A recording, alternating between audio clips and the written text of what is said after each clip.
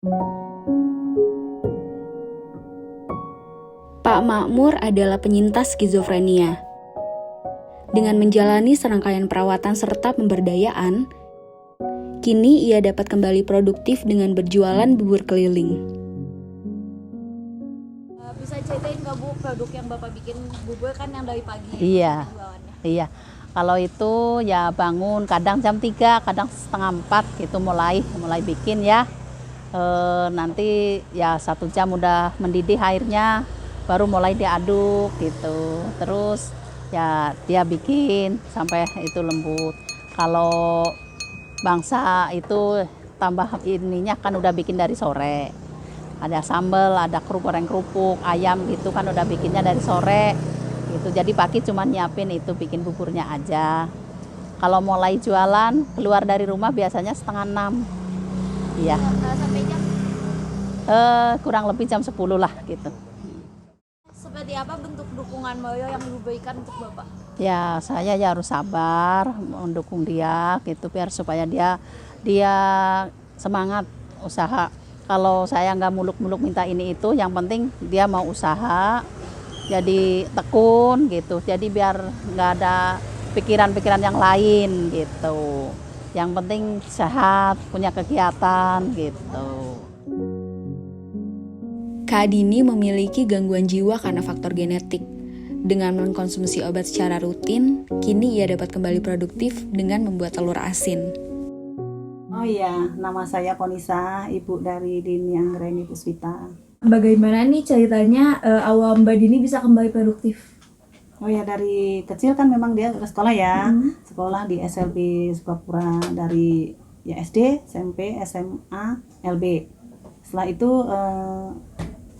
lulus kan terus kerja di sana. Gitu. Tapi lama-lama bosan ya, udah bosan. Kemudian saya cari ya informasi, saya dampingi dia cari ada tempat lain yang untuk belajar juga. Saya arahkan ke rumah terapi Aura, kemudian belajar di kelas vokasi. Ya seperti ini belajar macam-macam lah, seperti bikin kue gitu, bikin telur asin seperti itu. Terus buat ceritain nggak Bu produk-produknya kayak awal mulanya kenapa Mbak Dini terjun ke telur asin? Terus dijualnya kemana aja? Oh iya, waktu itu memang di vokasi kan diajarkan seperti memasak, bikin kue seperti itu ya.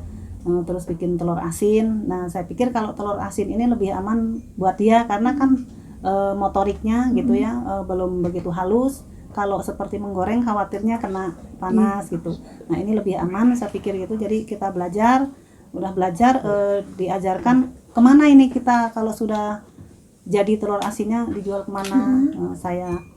Saya ini kan ke teman saya juga teman-teman di forum gitu. Apa sih bentuk dukungan Moyo yang Ibu berikan kepada Mbak Dini? Oh ya memang saya mendampinginya sih dari kecil memang mendampinginya, kemudian udah ya sampai sekarang masih cari-cari informasi supaya dia punya kegiatan gitu. Entah apa olahraga juga gitu. Apa sih sebetulnya peran dari KPSI untuk membantu ODGJ kembali produktif? Oke, peran KPSI sendiri karena kami komunitas yang berbasis masyarakat, jadi memang peran KPSI ini dalam hal mengintegrasikan para ODGJ berat ini ke masyarakat. Karena rata-rata ODGJ berat ini kan mendapatkan stigma yang sangat luar biasa hebat ya dari masyarakat. Rata-rata ODGJ berat, apalagi yang beres keluar dari rumah sakit jiwa ya, mereka luar biasa dapat stigma dari masyarakat. Entah itu misalnya masih ada yang pakai istilah orang gila dan sebagainya, padahal itu kan sudah tidak layak digunakan. Bahkan masih banyak orang yang ketakutan dengan ODGJ berat. Nah, hal-hal tersebutlah yang kami coba reduksi atau kurangi. Gimana caranya biar ODGJ berat ini bisa pulih optimal dengan cara mengurangi stigma di masyarakat. Jadi kami akan bantu proses pengintegrasian di masyarakat. Selain itu juga, karena rata-rata ODGJ berat ini mereka banyaknya di usia produktif terserangnya, jadi kami coba bantu menghubungkan mereka dengan sektor-sektor industri atau pekerjaan. Jadi karena mereka kebanyakan sulit untuk kembali bekerja di usia produktif, akhirnya kami coba bantu. Jadi proses pemulihan yang akhir adalah ketika mereka sudah kembali berfungsi secara sosial maupun mereka sudah bisa produktif bekerja kembali. Jadi kami memang bermitra juga dengan beberapa industri perusahaan yang akhirnya bisa bantu mereka untuk menyambungkan untuk bekerja kembali gitu.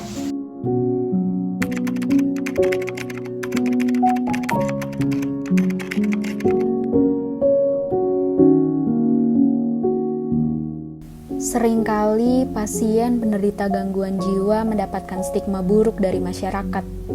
Padahal mereka hanya sedang sakit dan butuh pengobatan untuk menyembuhkannya. Namun, mengkonsumsi obat saja tidak cukup. Mereka butuh pendampingan agar bisa diterima oleh masyarakat. Dengan adanya pendampingan, beberapa pasien yang telah sembuh dari masa kritis mereka kini dapat menjalani kehidupan sehari-hari seperti biasa. Mereka bisa melakukan hal-hal produktif yang bermanfaat bagi masyarakat.